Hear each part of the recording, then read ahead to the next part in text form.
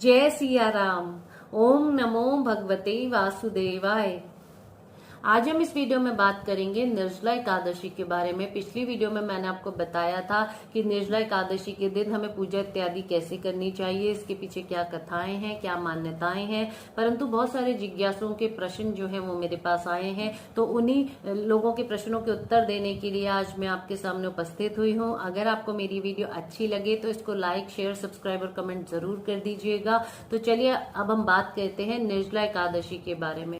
ज्येष्ठ मास के शुक्ल पक्ष में आने वाली एकादशी तिथि को निर्जला एकादशी कहा जाता है और इसको भीमसेनी एकादशी भी कहा जाता है, क्योंकि महाभारत काल में भीमसेन ने ये व्रत जो है वो पूरे विधि विधान के साथ किया था, तो इसीलिए इसको भीमसेनी एकादशी भी कहा जाता है। और ये जो व्रत है ये रखा जाता है ज्येष्ठ मास में, जबकि बहुत ज्यादा तपती गर्मी होती है और तपती गर्मी में निर्जल रहकर ये व्रत जो है वो करना होता है। और शास्त्रों में ऐसा बताया गया है कि इस दिन जल का दान करना बहुत ही श्रेष्ठ माना गया है।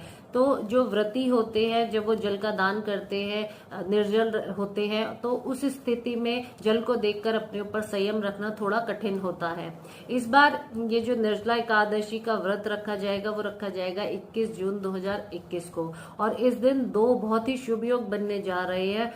पहला योग जो बनेगा वो बनेगा शिव योग और जो दूसरा योग बनेगा वो बनेगा सिद्ध योग। ये जो तिथि है निर्जला एकादशी की, यह आरंभ होगी 20 जून 2021 को दोपहर 4:21 पर और ये समाप्त होगी 21 जून 2021 को दोपहर 1:31 पर। पारण करने का शुभ समय जो है वो है 22 जून 2021 को सुबह 5:12 से लेकर 8:24 तक।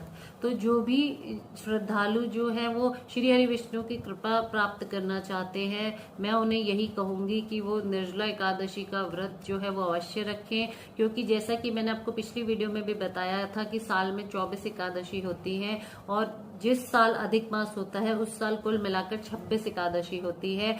और ये जो एकादशियां हैं ये अपने नाम अनुसार फल देती हैं, परंतु ये जो सारी जो 25 एकादशी हैं उनका फल एक तरफ और ये जो निर्जला एकादशी है ये एक तरफ। यानी कि जो पूरे साल सारी एकादशी के व्रत नहीं कर सकता है वो केवल साल में एक निर्जला एकादशी का व्रत अगर रख लेता है तो उसको सारी एकादशियों का जो पुण्य फल है उसकी प्राप्ति हो जाती है। चलिए अब मैं आपके प्रश्न ले लेती हूँ जो कि मेरे पास आए हैं। तो जो सबसे पहला प्रश्न आया है वो ये है कि किसी ने मुझसे ये पूछा है कि क्या कुंवारी लड़कियां यह व्रत कर सकती हैं। तो जो सनातन धर्म में हमारे शास्त्र कहते हैं कि अगर आप 8 वर्ष की उम्र से अधिक हैं तो आप ये व्रत जो है वो अपनी क्षमता अनुसार धारण कर सकते हैं। तो हाँ जी हाँ, ये व्रत आप जरूर रख सकते हैं अगर आप 8 वर्ष से ऊपर के आयु के हैं। तो अगला प्रश्न जो मेरे पास आया है वो ये है कि निर्जला ना रहा जाए तो व्रत कैसे करें। अगर आप निर्जल नहीं रह पा रहे हैं तब भी आप ये व्रत जो है वो कर सकते हैं। यानी कि अगर आप निर्जल ना रह सके तो जल के साथ रह सकते हैं, और अगर यदि जल के साथ भी ना रह सके तो आप फल के साथ रह सकते हैं, और यदि फल के साथ भी ना रह सके तो आप फलाहार लेकर ये जो व्रत है वो कर सकते हैं। और यदि आप किसी रोग से ग्रस्त हैं या आप बीमार हैं या फिर आप बहुत बुजुर्ग हैं और आप ये व्रत जो है वो करना चाहते हैं तो आप एक टाइम पर अनाज खाकर भी, सात्विक भोजन लेकर भी ये व्रत जो है वो कर सकते हैं। अगर आप निर्जल नहीं रह पा रहे हैं या फिर आप नहीं ये व्रत कर पा रहे हैं, आपके अंदर इतनी क्षमता नहीं है, तो आप एक टाइम अनाज खाकर भी ये व्रत जो है वो कर सकते हैं। परंतु इस दिन जो है वो निर्जल रहने का विधान जो है वो शास्त्रों में बताया गया है और निर्जल रहकर ही ये व्रत जो है वो करना चाहिए। लेकिन विशेष परिस्थितियों में ये व्रत जो है वो किया जा सकता है, जैसा कि मैंने आपको बताया कि आप यदि बीमार हैं या फिर आपकी इतनी क्षमता नहीं है शारीरिक या फिर आप बुजुर्ग हैं, तब आप ये व्रत कर सकते हैं। अगर आपको श्री हरि विष्णु की कृपा पूर्ण रूप से प्राप्त नहीं होगी तो कुछ तो प्राप्त होगी। वैसे भी भगवान जो है वो भावना के भूखे होते हैं। व्रत इत्यादि करने से आपको फल तो जरूर मिलता है, इससे हमारी आत्म शुद्धि हो जाती है, परंतु भगवान भावना के भूखे होते हैं। तो आप ये व्रत कैसे भी कर सकते हैं अगर आप समर्थ नहीं हैं और विशेष परिस्थितियों में आप ये व्रत धारण कर रहे हैं तो। चलिए अब अगला प्रश्न लेते हैं। अगला प्रश्न मेरे पास आया है, पानी कब और कैसे पीना चाहिए इस व्रत में। तो मैं आपको बता दूं कि एकादशी जब हम व्रत करते हैं, एकादशी के सूर्योदय से लेकर द्वादशी के सूर्योदय तक जल जो है वो नहीं पिया जाता है, निर्जल रहा जाता है। इस व्रत में ऐसा ही विधान जो है वो शास्त्रों में बताया गया है। परंतु अगर आप कुल्ला करते हैं, आचमनी करते हैं, तो आपका व्रत जो है वो खंडित नहीं होता है। लेकिन अगर आप प्यास बुझाने के लिए पानी पीते हैं, तभी आपका व्रत जो है वो खंडित माना जाता है। चलिए अगला प्रश्न जो आया है मेरे पास वो ले लेते हैं। किसी ने लिखा है, निर्जल ना रह सके तो ये व्रत कैसे करें। अगर आप निर्जल नहीं रह पा रहे हैं तो आप ये व्रत इस तरह से कर सकते हैं। वैसे भी कोई व्रत जो है वो शुरू किया जाता है संकल्प से, तो संकल्प में बहुत शक्ति होती है। आप सुबह जल्दी उठकर अपने नित्य कर्मों से निवृत्त होकर हाथ में जल लेकर भगवान जी के आगे जाकर श्री हरि विष्णु जी का ध्यान करके संकल्प करिए हाथ में जल लेकर कि मैं ये व्रत जो है वो अपनी क्षमता अनुसार करूंगी या करूंगा। मैं 2 घंटे के लिए निर्जल रहकर ये व्रत करूंगी, या फिर 5 घंटे के लिए निर्जल रहूंगी, या फिर आधा दिन निर्जल रहूंगी, या फिर शाम तक निर्जल रहूंगी, या फिर मैं अगले दिन तक जो पारण तक निर्जल रहूंगी। तो ये जो व्रत है वो संकल्प करके ही करना चाहिए। हर व्रत संकल्प करके करना चाहिए, और इससे जो है श्री हरि विष्णु की जो कृपा है वो हमें प्राप्त होती है। अगर हमें पूर्ण कृपा नहीं मिलेगी तो कुछ कृपा जो है वो अवश्य ही प्राप्त होगी। तो इसीलिए आप ये व्रत जो है वो इस तरह से भी कर सकते हैं। मेरे पास जो प्रश्न आया है वो ये है कि दान किन चीजों का करना चाहिए। तो आप गोदान कर सकते हैं, भूमि दान कर सकते हैं, फलों का दान, सब्जियों का दान, अन्न दान, वस्त्र दान, और सबसे जो श्रेष्ठ दान माना गया है वो जल का दान आप कर सकते हैं, और करना भी चाहिए। लोग इस दिन छबील लगाते हैं, तो आप पंखे का दान कर सकते हैं, छाते का दान कर सकते हैं, जूता दान कर सकते हैं, और आप घड़ा दान कर सकते हैं, खरबूजे का दान कर सकते हैं। तो जैसा कि मैंने आपको कहा, आप जल का दान करिए और आप सबको पानी पिलाइए, खुद आप निर्जल रहकर इस दिन जल का दान करिए।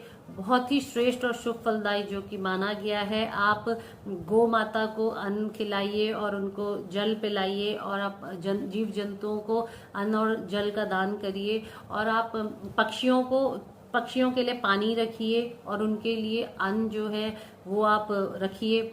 तो आप इस तरह से जो है ये दान कर सकते हैं। चलिए अब हम अगला प्रश्न ले लेते हैं। अगला प्रश्न है, दान एकादशी को करें या द्वादशी के दिन, किस दिन करना श्रेष्ठ होता है। तो वैसे तो दान जो है वो द्वादशी के दिन पारण के बाद किया जाता है, परंतु दान का कोई दिन नहीं होता है। दान जब भी किया जाए वो श्रेष्ठ ही होता है। तो आप एकादशी के दिन भी दान कर सकते हैं और द्वादशी के दिन भी दान कर सकते हैं। दोनों दिन ही समान माने गए हैं दान करने के लिए, तो आप किसी भी दिन जो है वो दान कर सकते हैं। चलिए अब अगला प्रश्न लेते हैं, कलश का दान कैसे करें, किसी ने ये पूछा है। तो कलश का दान जो है वो एकादशी, निर्जला एकादशी के दिन किया जाता है। आप एक मिट्टी का कलश ले लीजिए या फिर किसी धातु का कलश ले लीजिए, उस कलश में शुद्ध जल जो है वो भर लीजिए, और उसके ऊपर सफेद कपड़ा या फिर पीले कपड़े से उसका मुंह ढक दीजिए, और उसके ऊपर शक्कर रखकर और अपने सामर्थ्य अनुसार दक्षिणा रखकर आप मंदिर में जाकर ब्राह्मण को उसका दान करिए। परंतु ये विशेष तौर पर आप ध्यान रखिएगा कि वो जो शुद्ध जल भरना है वो घर से ही भरकर लेकर जाना है। ऐसा मत करिएगा कि आप ऐसे ही ले गए और मंदिर में से जाकर जल भरा और फिर वो दान कर दिया, वो आपको नहीं लगेगा, वो दान नहीं माना जाएगा। आपको जल जो है वो घर से ही लेकर जाना है भरकर। इस तरह से जो है आपके मैंने प्रश्नों के उत्तर दिए। आप जो व्रत रख रहे हैं निर्जला एकादशी का, निर्जल रहकर, वो भगवान श्री हरि विष्णु की कृपा पाने के लिए सुबह जल्दी उठकर नित्य कर्मों से निवृत्त होकर संकल्प पूर्वक व्रत करें, व्रत धारण करें, और श्री हरि विष्णु के भजन कीर्तन करते रहें पूरा दिन। उनके इस मंत्र का जाप करें, ओम नमो भगवते वासुदेवाय, और उनका पूरे विधि विधान के साथ पूजन करें। उनको पीला नैवेद्य अर्पित करें और उनको पीले पुष्प जो है वो अर्पित करें। भगवान जनार्दन का आप जलाभिषेक करें। भगवान पुंडरीकाक्ष को पीली वस्तुएं बहुत पसंद है, तो आप पीला चंदन से उनका तिलक करें। और भगवान जो मधुसूदन हैं उनको आप खीर का भोग अवश्य लगाएं। अगर आप पूरा दिन के लिए भी निर्जल नहीं रह पा रहे हैं और आप थोड़ा सा दिन के लिए ही